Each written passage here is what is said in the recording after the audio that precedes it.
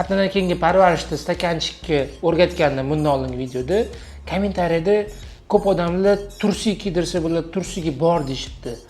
Bu одноразовый stakanchikka pampersli bolalarga biz ham bilamiz, tursi bor, xatni tursicha.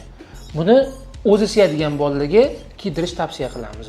O'zini tursigini yechib, buni kiydirib qo'yamiz. O'zi ular ishtonni yechib siyaveradi. Buni kiydirib turib pampers kiydiradigan bo'lsangiz, 10 ta razmer katta pampers kiydirsangiz ham chetlardan oqib ketib turadi. Chunki bu do'ppayib turadi. Unaqa bolalarga pampers yuradigan bolalarga attanazi stakanchik. Ichadigan joyi qirmaydi, bu yoqdan siydagi chiqib ketaveradi, pampersning ichida yaxshilab mustahkam bo'lib turadi. Faqatgina buni alishib turish kerak. Buni esa nimaga razı? Plastmassa. Artib tozalab yana ishlatib turasizlar. Mohiyati bitta himoya qilish. Doktor, kunduzi o'zi siyib, faqat kechqurun pampers taqadigan bolalarga ham yechim bormi? Yechim bor. Buni ham qilsa bo'ladi. Opisaniyada yozib qo'yganmiz, o'qib chiqsangiz bo'ladi.